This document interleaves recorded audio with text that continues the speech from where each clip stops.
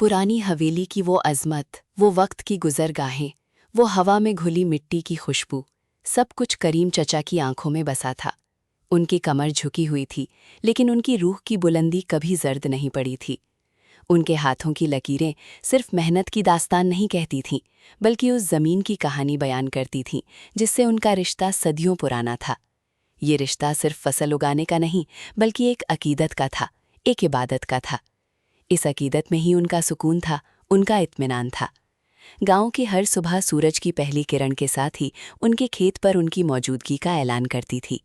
हल्की मुट्ठी पर उनका कसा हुआ हाथ, माथे पर मेहनत की शबनम और होठों पर एक बेनाम दुआ। यही उनकी जिंदगी का तसलसल था, उनका दस्तूर था। करीम चचा का बेटा इकबाल जवानी की दहलीज पर खड़ा था। उसकी आंखों में चमक थी, अरमानों की, ख्वाबों की। वो ख्वाब उन खेतों की ज़मीं से कहीं ज़्यादा बुलंद थे, उन पहाड़ों की फसील से भी ऊंचे जो उनके गांव को घेरे हुए थे। इकबाल अपने वालिद की ज़िंदगी को देखता था, उनकी मुस्तकिल मशक्क़त, उनकी मुसलसल जद्दोजहद। वो देखता था कि किस तरह शम्स, सूरज की तपिश और कमर, चांद की चांदनी में उनके वालिद की हड्डियां खेत की मिट्टी में घुलती जा रही थीं, और बदले में मिलता था सिर्फ इतना कि 2 वक्त की रोटी मैसर हो जाए और सर पर छत बनी रहे। ये मंजर उसके दिल को बेताब करता था, बेचैन करता था। उसे लगता था कि इस आजमाइश भरी जिंदगी से बाहर निकलना ही बेहतर है। एक ऐसी दुनिया की जुस्तजू करनी चाहिए जहां दौलत और आराम दस्तयाब हो। वक्त की तेज रफ्तार के साथ इकबाल के इरादे और मजबूत होते गए। एक रोज़ शम्स की तपती किरणें अभी ज़मीन को छू भी ना पाई थीं कि इकबाल ने अपनी माँ फातिमा बी के सामने अपने दिल का हाल बयां कर दिया। अम्मा, मुझे अब इस गांव में दम घुटता है। मैं इस मिट्टी की कैद से आज़ाद होना चाहता हूँ। मैं शहर जाऊंगा, जहाँ ज़िंदगी की रफ्तार कुछ और है, जहाँ तरक्की के बेपनाह मौक़े हैं। फातिमा बी के आंचल का कोना भीगने लगा। उनकी आंखों में उदासी की गहरी परछाई उतर आई, लेकिन उनके होठों पर एक भी लफ्ज़ शिकायत का नहीं आया। उनकी शफ़क़त, स्नेह में वो ताकत थी कि वो अपने बेटे के हर फैसले को कबूल कर लेती थी, चाहे वो फैसला उनके दिल को कितना ही ज़ख्मी क्यों ना करता हो। उन्होंने सिर्फ इतना कहा, बेटा, जहाँ भी जाओ अपनी अज़मत और अपने उसूलों को ना भूलना, और कभी इस मिट्टी की खुशबू से अपना रिश्ता ना तोड़ना, क्योंकि इसी मिट्टी ने तुझे पाला है। करीम चचा ने ये बातें सुनी। उनका चेहरा एक समंदर की मानिंद था, जिसकी सतह पर खामोशी और गहराई में तूफान छुपा हो। उन्होंने इकबाल को अपने पास बुलाया, उसके सर पर हाथ फेरा और कहा, खुदरत की निगहबानी में ये ज़मीन हमें सब्र का सबक सिखाती है बेटे। ये हमें बताती है कि हर बीज को फल बनने में वक्त लगता है। शहर की चकाचौंध में शायद ये सब्र ना मिले, ये सुकून ना मिले, पर तेरी मर्जी, तेरी रूह की आवाज़ अगर तुझे बुला रही है तो जा। पर याद रखना, इस ज़मीन की अमानत सिर्फ बीज नहीं, बल्कि रिश्ते भी हैं, उसूल भी हैं। उनकी आवाज़ में एक अजीब सी उदासी थी, एक फ़िराक, जुदाई का गम जो लफ्ज़ों से कहीं ज़्यादा गहरा था। उस रात घर में सन्नाटा पसरा रहा, जो आने वाले फ़िराक की आहट जैसा था। इकबाल ने शहर की जानिब अपना सफ़र शुरू किया। पहले पहल शहर की अजीमुल शान इमारतें, चौड़ी सड़कें और मुसलसल रफ्तार ने उसे हैरत में डाल दिया। उसे लगा कि उसने सही फैसला किया है। उसने छोटी मोटी नौकरियां की, मशक्क़त की और धीरे धीरे अपने लिए एक मुकाम बनाने लगा। उसने एक कारखाने में मजदूरी शुरू की, जहां से उसे इतनी तनख्वाह मिलने लगी कि वो घर कुछ पैसे भेज सके। उसकी तरक्की की खबर सुनकर करीम चचा और फातिमा बी को सुकून मिलता था। फातिमा बी तो हर रोज़ उसकी सलामती और कामयाबी की दुआ करती थीं, और करीम चचा बस अपनी तन्हाई में उन खेतों को निहारते रहते थे, जहाँ कभी इकबाल उनके साथ हल चलाया करता था। वक्त परों पर सवार उड़ता चला गया। कुछ साल गुजर गए। इकबाल शहर में अपनी एक छोटी सी दुनिया बना चुका था। उसने अपने लिए एक कमरा किराए पर लिया था। कुछ दोस्त भी बन गए थे। उसे पैसे कमाने की जुस्तजू में सुकून क़ल्ब की तलाश अब बेमानी सी लगने लगी थी। शहर की जिंदगी में सब कुछ था, रौनक, तेजी, दौलत की चाहत, लेकिन एक बेनाम खला भी थी। यहाँ रिश्ते फ़र्ज़ और ज़रूरत के मोहताज थे। गाँव की वो शफ़क़त, वो बेग़र्ज़ मोहब्बत, वो आपसी इनायत यहाँ कहीं नज़र नहीं आती थी। रात की तन्हाई में उसे अक्सर अपनी माँ का वो चेहरा याद आता था, जिस पर बेपनाह शफ़क़त की रोशनी चमकती थी। उसे अपने वालिद के वो हाथ याद आते थे, जिनकी उंगलियों में उस ज़मीन की कहानी समाई हुई थी जो उन्होंने उम्र भर सींची थी। उसे गाँव की वो मिट्टी की खुशबू याद आती थी, जो शहर के प्रदूषण भरी हवा में कहीं गुम हो चुकी थी। एक शाम जब इकबाल अपनी दिन भर की मशक्क़त के बाद थक हार कर कमरे में लौटा, तो उसे अपने छोटे भाई जावेद का ख़त मिला। जावेद ने गांव में रहकर अपने वालिद के साथ खेतों का काम संभाल लिया था। ख़त में जावेद ने लिखा था कि करीम चचा की तबीयत इन दिनों कुछ ठीक नहीं रहती। ان کی طاقت جواب دے رہی ہے اور کھیتوں کا بوجھ اب ان پر بہت بھاری پڑنے لگا ہے۔ زمین کی پیداوار بھی کم ہو گئی ہے اور گاؤں میں مسلسل سوکھے کی وجہ سے حالات بدتر ہوتے جا رہے ہیں۔ جاوید نے خط میں اپنی فکر کا اظہار کیا تھا اور اقبال سے گاؤں آنے کی گزارش کی تھی۔ یہ خبر اقبال کے دل پر بجلی بن کر گری۔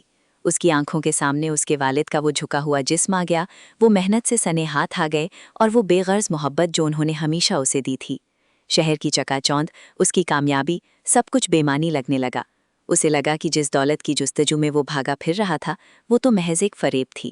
اصلی دولت تو اس کے ماں باپ کا سایہ تھا، اس زمین کا وجود تھا جس سے اس کی روح کا رشتہ تھا۔ اسے اپنی بے غیرتی پر افسوس ہونے لگا، اسے اپنی غفلت کا احساس ہوا۔ اگلے ہی روز اقبال نے شہر کی ساری مرادیں اور ساری آرزوئیں پیچھے چھوڑ کر گاؤں کی طرف رخ کیا۔ سفر میں اسے ہر پل اپنی ضمیر کی آواز سنائی دیتی رہی، جو اسے کوس رہی تھی کہ اس نے اپنے والد کی عظمت کو، ان کے کردار کی بلندی کو کبھی سمجھا ہی نہیں تھا۔ اس کی آنکھیں نم تھیں اور دل پشچاتاپ کی آگ میں دہک رہا تھا۔ جب وہ گاؤں پہنچا تو اسے لگا کہ جیسے ہوا بھی اداس ہے، جیسے درخت بھی خاموش ہیں اور زمین کی رونق بھی کہیں کم ہو گئی ہے۔ گھر پہنچتے ہی اس کی نظر اپنے والد پر پڑی۔ کریم چچا ایک چارپائی پر لیٹے تھے، ان کا جسم نڈھال تھا لیکن ان کی آنکھوں میں وہی عظمت اور وہی حکمت اب بھی باقی تھی۔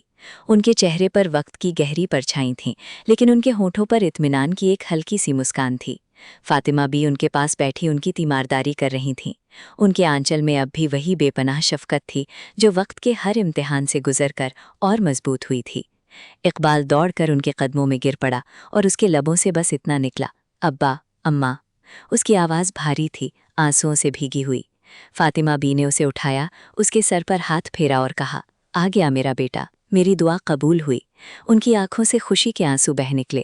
کریم چچا نے اپنا کمزور ہاتھ اقبال کے سر پر رکھا اور ایک گہری سانس لے کر کہا، مجھے معلوم تھا بیٹے کہ ایک روز تو ضرور واپس آئے گا۔ اس مٹی کی پکار سے کوئی بھی اپنی روح کو زیادہ وقت تک جدا نہیں رکھ سکتا۔ ان کی آواز میں نہ تو کوئی شکایت تھی، نہ کوئی طنز، صرف بے پناہ محبت اور عقیدت تھی۔ اگلے کئی دن اقبال نے اپنے والد کے ساتھ گزارے۔ وہ ان کی تیمارداری کرتا، ان کے پاس بیٹھ کر ان کے قصے سنتا۔ کریم چچا اسے گاؤں کی مٹی کی کہانی سناتے تھے، ان درختوں کی داستان، ان ندیوں کا سفر جو صدیوں سے بہتی آ رہی تھیں۔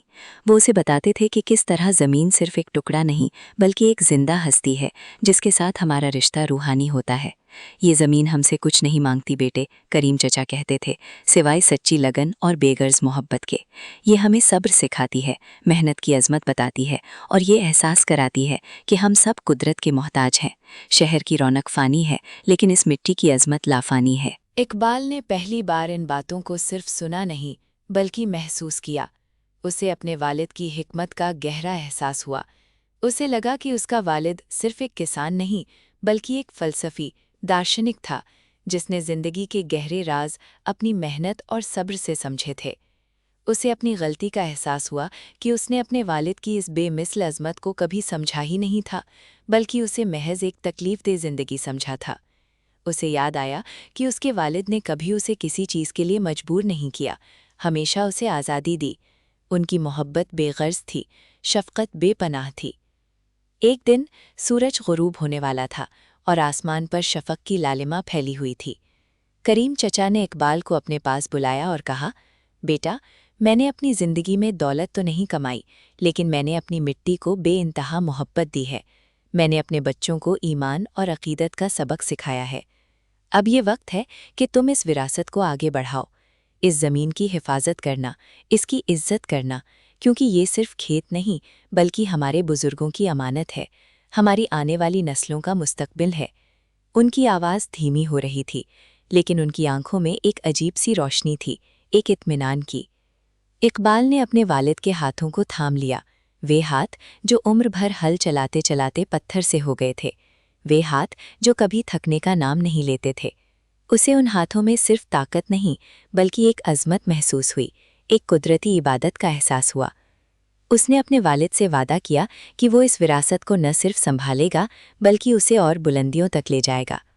اس نے فیصلہ کیا کہ وہ شہر سے سیکھے ہوئے علم کو اس مٹی کے تجربے کے ساتھ ملائے گا اور زمینداری کو ایک نئی پہچان دے گا۔ کریم چچا نے ایک گہری سانس لی، ان کے ہونٹوں پر سکون کی ایک میٹھی مسکان تیر گئی۔ اسی رات شانت اور اطمینان سے انہوں نے اس فانی دنیا کو الوداع کہہ دیا۔ उनकी रूह ने उस मिट्टी में सुकून पा लिया जिसे उन्होंने सारी जिंदगी अपने लहू पसीने से सींचा था। करीम चचा के इंतकाल के बाद इकबाल ने अपनी जिंदगी का नया मकसद पा लिया। उसने शहर की सारी बेमानी चकाचौंध को त्याग दिया और अपने गांव में वापस आ गया, हमेशा के लिए। उसने अपने भाई जावेद के साथ मिलकर खेतों का काम संभाला। उसने नए तरीके अपनाए, जमीन की परवरिश में नए तजुर्बे किए, लेकिन अपने वालिद के सिखाए हुए सब्र, अकीदत और मेहनत के उसूलों को कभी नहीं भूला। वो गांव के और नौजवानों को भी समझाता कि किस तरह ये मिट्टी सिर्फ हमें रोटी नहीं देती, बल्कि हमें जिंदगी का फलसफा सिखाती है। फातिमा बी ने अपने बेटों को एक साथ काम करते देखा। उनकी आंखों में अब उदासी की परछाई नहीं थी, बल्कि एक गहरी खुशी और इत्मीनान की रोशनी थी। उन्होंने देखा कि उनके बेटों ने अपने वालिद की विरासत को सिर्फ संभाला ही नहीं, बल्कि उसे एक नई पहचान दी है। इकबाल अब सिर्फ एक किसान नहीं था, बल्कि वो अपने वालिद की रूह का अक्स था, जिसने अपनी जिंदगी का सबसे कीमती सबक अपनी मिट्टी और अपने माँ बाप की अजमत को समझकर पाया था। वक्त के साथ गांव की जमीन फिर से लहलहा उठी। इकबाल और जावेद की मेहनत रंग लाई। अब इकबाल जब हल चलाता तो उसे अपने वालिद की अजमत का एहसास होता था। जब वो बीजों को जमीन में बोता तो उसे फातिमा बी की दुआओं की बरकत महसूस होती थी। उसे पता था कि असली दौलत खेतों की पैदावार में नहीं, बल्कि उन रिश्तों की ताकत में है, उस मिट्टी से मोहब्बत में है और अपने माँ बाप के लिए दिल में बसी अकीदत में है। उसकी ज़िंदगी एक मुकम्मल दास्तान बन चुकी थी, जो बताती थी कि अक्सर हम सबसे कीमती चीज़ों की जुस्तजू में उन बेमिसले दौलतों को नज़रअंदाज कर देते हैं जो हमारे कदमों तले हमारी अपनी मिट्टी में दफन होती हैं। इस मिट्टी की खुशबू ने इकबाल की रूह को वापस बुला लिया था और उसने अपने वालिद के उसूलों को अपनी ज़िंदगी का हकीकी मकसद बना लिया था।